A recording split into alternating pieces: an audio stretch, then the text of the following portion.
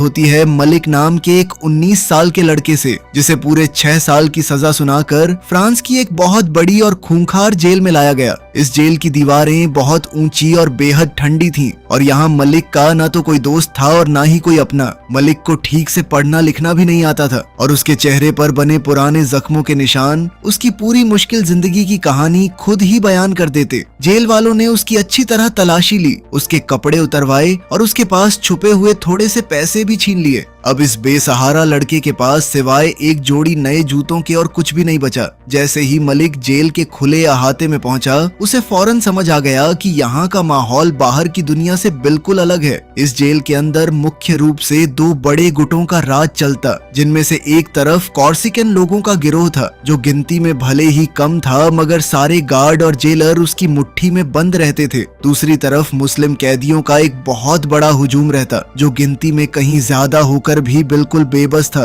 क्योंकि असली ताकत तो हमेशा कॉर्सिकन लोगों के हाथ में ही रहती। मलिक इन दोनों ही गुटों के लिए एक बिल्कुल अनजान चेहरा था, इसलिए पहले ही दिन कुछ कैदियों ने उस पर हमला करके उसके वो नए जूते तक छीन लिए। मलिक ने जवाब में हाथ पांव तो खूब चलाए, मगर अकेला होने की वजह से बुरी तरह पिट गया। उन पहले कुछ दिनों में मलिक ने भूख मार और बेइज्जती सब कुछ चुपचाप सहा और रातों को अपनी कोठरी में अकेले पड़े पड़े यही सोचता रहा कि इस नरक से वो जिंदा निकल भी पाएगा या नहीं। इसी जेल में इन कॉर्सिकन लोगों का सरदार बिली था, एक बूढ़ा मगर बेहद खतरनाक आदमी, जो पूरी जेल को अपने इशारों पर नचाता और जिसकी एक ही आवाज पर अच्छे अच्छे लोग थर थर कांप उठते। जेलर तक उसके सामने मुंह नहीं खोलते थे, क्योंकि अंदर की असली सरकार तो यही बूढ़ा ही चलाता। उन्हीं दिनों जेल में इमरान नाम का एक नया मुस्लिम कैदी आया, जो बाहर की दुनिया में एक बहुत बड़े मुकदमे का गवाह था और कुछ ही दिनों में उसे अदालत में जाकर कॉर्सिकन गिरोह के एक आदमी के खिलाफ गवाही देनी थी।